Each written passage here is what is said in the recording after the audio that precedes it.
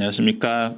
SNU 서울병원 서상규입니다. 오늘 족부족관절 개원의 연수 강좌에서 채소침습 절골술 부분을 강의하게 돼서 영광으로 생각합니다. 요즘 환자분들께서 질문들을 많이 하실 거라 생각이 되는데 오늘 강의가 여러 선생님들께 도움이 되셨으면 좋겠습니다. 기존의 무지해반증 수술은 굉장히 다양합니다. 150가지 이상으로 알려져 있고 이제 절골하는 부위나 고정 방법, 또 성형 방법에 따라서 다양하게 알려져 있죠. 이에 대해서 이제 채소침습 무지해반증 수술은 최근에 이제 나오게 됐는데 수술 후에 통증이 적다는 점, 그리고 유착이 적다는 점, 상처 회복이 또 좋다는 점, 수술 시간이 적게 걸리는 그런 여러 가지 장점이 있습니다. 그래서 이제 환자분들께서 점점 이 채소침습 무지해반증에 대해서 궁금해하시는 것들을 많이 물어보게 되십니다. 무엇보다도 나오게 된 원인은 환자분들의 환자 팩터라고 생각합니다. 이게 외과 수술에서 기존의 이제 암 수술들이 다 개복 수술에서 점점 복강경 수술, 로봇 수술 이렇게 진화를 하고 있는 것처럼 무지해반증 수술도 그런 관점에서 보시면 될 것 같고 흉터 자체가 상대적으로 적다는 장점이 있고요.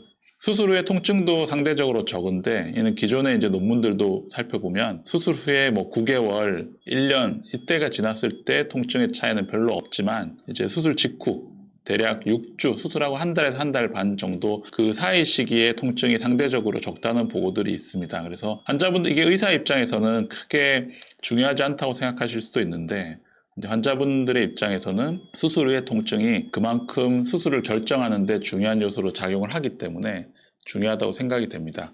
이런 통증이 수술 후에 초기에 통증이 적다는 점과 더불어 이제 환자분들의 만족도도 장기적인 팔로우업에서는 크게 차이를 보이지 않지만 수술하고 나서 직후 한 달에서 한 달 반 정도 된 시점의 만족도가 상대적으로 높기 때문에 한쪽 수술을 하시고 나서 반대쪽 수술을 결정하거나 이런 과정이 아무래도 조금 더 적극적으로 환자분들께서 진행을 하게 됩니다. 이 채소침습 무지해반증 수술의 펌메드 검색을 해보면 2010년도 초반까지는 별로 논문이 없다가 그 이후부터 해서 최근 들어서 논문이 1년에 거의 5, 60개 정도의 논문들이 나오고 있습니다. 그만큼 환자분들에게 적용도 많이 되고 있고 실전에서도 많이 활용이 되고 있다는 것으로 볼 수 있겠고요. 환자 측면에서 봤을 때 저희 병원에 이제 개원 이후에 2년 동안 수술 건수가 약 900건이 넘게 시행을 했는데 환자분들께서 대부분 수술을 고민하시다가 이제 찾아오시는 분들이 절개를 적게 한다, 채소침습 절개를 한다는 점에 굉장히 장점을 생각하시고 오시는 경우가 많이 있습니다.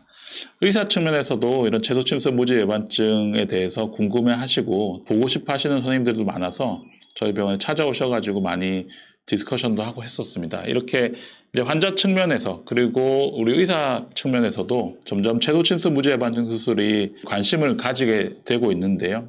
이제 이 수술이 가능하게 된 것은 기존에 이제 오스테오토미를 하는 것이 면으로 시행을 하다가 소울을 사용을 했죠. 면으로 절골을 하다가 이제 선으로 절골하는 셰논버나 벌을 이용해서 선으로 절골하는 것으로 기구가 새로 나오고 도입이 되면서 이제 그 셰논버가 들어가는 그런 구멍으로 이제 채소침습 무지해반증 수술을 시행을 할 수 있게 되었고요. 한 가지 방법만 있는 것은 아니고 초기에 약 20년 전에 나온 1세대 수술은 절골을만 시행을 하고 픽세이션을 하지 않는 방법이었습니다. 사실 이런 방법은 수술이 간단하긴 하지만 우리가 반복적인 결과를 잘 얻기는 조금 어려운 방법이라고 할 수 있겠죠. 요즘은 많이 사용하고 있지는 않고요. 그리고 최근까지 최근에 제일 많이 사용했던 수술이 이제 세리 수술이라고 할 수 있는데요. 오스테오토미를 시행을 하고 K-와이어로 고정을 해서 고정하는 방법이 되겠고 이 방법이 가장 환자분들에게 수술도 이제 빨리 끝나고 결과도 어느 정도 좋게 낼 수 있어서 많이 각광을 받던 방법이었습니다. 다만 디스탈 프래그먼트를 직접 고정하는 방식이 아니었기 때문에 최근에 많이 시행하고 있는 방법이 이제 미니멀 인베이시브 쉐브론 에이킨 이름은 다양하게 사실 나와 있는데요. 이제 미카라고 하는 디스탈 쉐브론 그리고 에이킨을 미니멀 인베이시브로 시행하는 방법들을 요즘 많이 시행을 하고 있고 저도 이 방법을 사용하고 있습니다. 고정력이 높아진다는 장점이 있고 실제 엑스레이를 봤을 때는 디스탈 쉐브론과 큰 차이는 없다고 볼 수 있고요. 저도 기존에 디스탈 쉐브론을 오픈해서 했기 때문에 이 수술을 새로 시작하는 데 있어서 상대적으로 어려움이 좀 적었던 것 같습니다.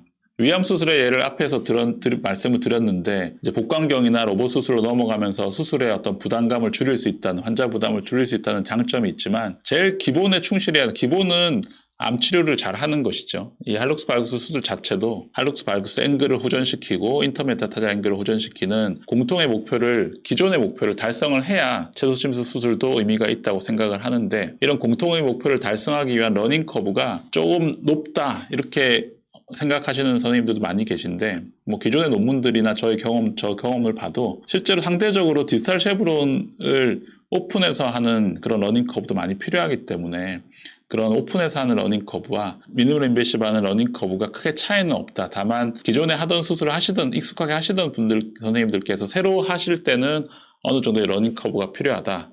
그 점을 좀 고려하시면 되겠고요. 수술의 흉터는 수술 전후 이제 모양이 교정된 모양이고, 이따 동영상을 보여드리겠지만 스카는 이 정도로 이제 남습니다.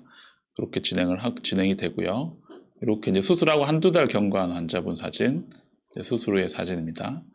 엑스레이 잠깐 보여드리면, 수술 전에 이제 이 할룩스 발구스 앵글이 이분도 거의 40도 가까이 되는 꽤 심한 경우인데요. 수술의 모양이 많이 좋아졌죠. 그래서 이 앞에 잠깐 말씀드렸지만 할룩스 발구스 앵글이 몇 도까지 우리가 채도침습 수술로 가능하냐, 저는 지금 보시는 엑스레이 정도도 다 미니멀 인베시브를 하고 있는데, 그것이 조금 더 반복돼서 수술을 시행하시다 보면 초반에는 조금 각도가 적은 분들부터 시행을 하고, 조금 더 이제 익숙해지면 각도가 좀 큰 분들도 시행을 했을 때 만족도가 그래도 괜찮으신 것 같습니다. 이분 같은 경우는 62세 여자분이고 리비전 케이스인데요. 수술하시고 재발해서 내원하신 분이고, 이런 경우에 스카가 꽤 심하고 이제 어디전돼 있어서 ROM도 잘 안 나오고, 그리고 온도도 안 좋습니다. 이런 경우에 이제 채도침습 수술을 통해서 교정을 잘 해서 환자분들의 만족도가 좋았던 그런 엑스레이 사진입니다. 제가 동영상을 이제 준비를 했습니다. 좀 짧게 이제 빠른 속도로 보시면서 말씀을 드리고, 저한테 이제 수술을 물어보시는 선생님들도 이제 이 말로 설명하는 것보다 동영상 보시는 걸 제일 좋아하시더라고요. 그래서 수술하는 장면을 보시는 걸 좋아하시기 때문에 동영상을 좀 준비를 했습니다. 설명을 드리겠습니다. 네, 수술 동영상 보시겠습니다. 포지션이 먼저 중요한데 수파인으로 준비해서 발 밑에 패딩을 해서 움직이지 않게 만들어 주고요.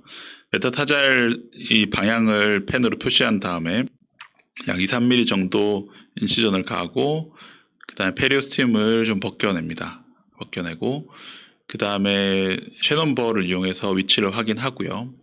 이제 저는 이제 디스탈 이 메타타잘 헤드에 저스트 프록시말에서 소잉을 시행하고, 한번 길을 뚫어낸 다음에 위쪽 아래쪽 V 쉐입으로 위아래로 커팅을 시행하게 됩니다.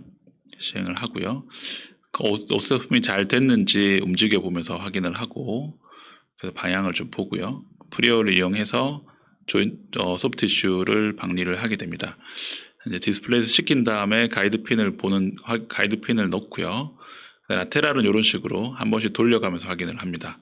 그 다음에 이 리밍을 시행을 하고, 나사는 3.5 스크류를 사용을 하고요. 리밍을 할 때는 니오코텍스만 뚫고, 지금 엑스레이 보시는 것처럼 파코텍스는 뚫지 않고 리밍을 해놓고, 뎁스를 쓸 수 없기 때문에 시암에 이제 스크류 길이를 한번 이제 피부에 한번 대보고 적당한 스크류 길이를 확인한 다음에 고정을 시키게 됩니다. 이제 이 리밍을 할 때 파코텍스를 뚫어버리면 가이드가 빠져버리기 때문에 그러니까 끝은 남겨놓고 하고요. 처음에 프록시말 스크류를 먼저 고정을 하고 디스탈 스크류를 고정을 하게 되고요. 위치를 확인한 다음에 역시 가이드핀으로 뚫고 위치를 이 방향은 이제 3코텍스를 이제 거쳐야 된다. 뭐 주로 그렇게 책에도 많이 나와 있는데, 제 경험상은 꼭 3코텍스를 지나갈 필요는 없는 것 같고, 파코텍스를 잘 물어주면 특별하게 문제가 생기지는 않는 것 같습니다. 3코텍스를 물 때는 너무 프록시말로 나사를 박아야 되기 때문에 그게 각도가 잘 안 나오는 경우도 많고요. 시험을 너무 많이 보고 시간도 오래 걸리고 그럴 수 있기 때문에 파코텍스를 확실히 잡아주는 쪽으로 하고, 3코텍스를 무는 경우도 있고 그렇지 않은 경우도 파코텍스를 확실히 물어주면 특별히 문제는 생기지 않는 것 같습니다. 시험 보면서 나사 길이 확인을 하고요. 그래서 보면 인터메타타잘 앵글이 교정이 된 걸 알 수 있고, 그 다음에 메디알 에미넌스 범프를 제거를 합니다.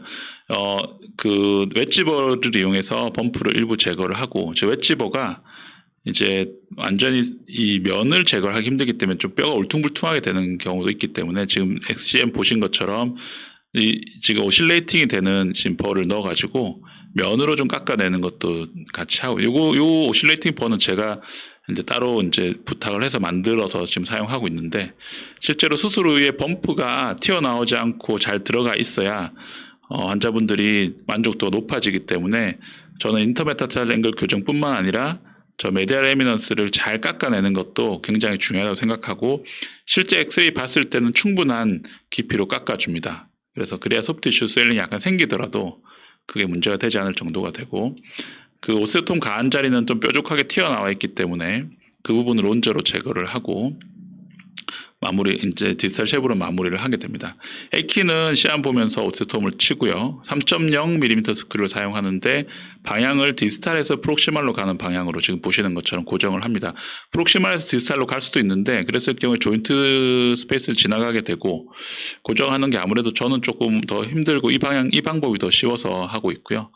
가이드 핀을 넣고 역시 방향이 괜찮다 싶으면 조금 더 밀어 넣어서 두 번째 발가락에 살짝 걸리게 한 다음에 그 다음에 드릴빗을 뚫어줘야 그 리밍을 해줘야 이 가이드 핀이 빠지지 않습니다. 이때 리밍은 에이킨 할 때 리밍은 디스탈 코텍스까지 다 뚫어줍니다. 그렇게 하지 않으면 디스탈 코텍스를 뚫으면서 방향이 좀 달라지기 때문에 그렇고요.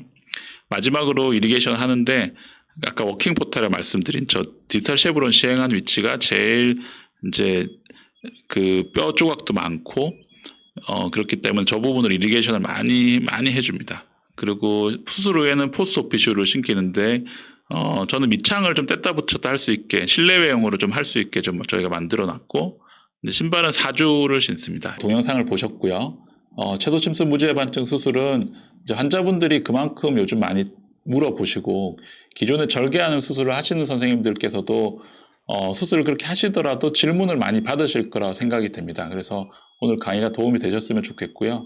사실 저도 수술을 하면서 계속 조금씩 방법을 바꿔 나가고 있기 때문에 많이 도의도 하고 의논도 할 수 있는 그런 기회가 생기면 좋겠습니다. 오늘 강의 기회를 주셔서 감사드리고 경청해 주셔서 감사합니다.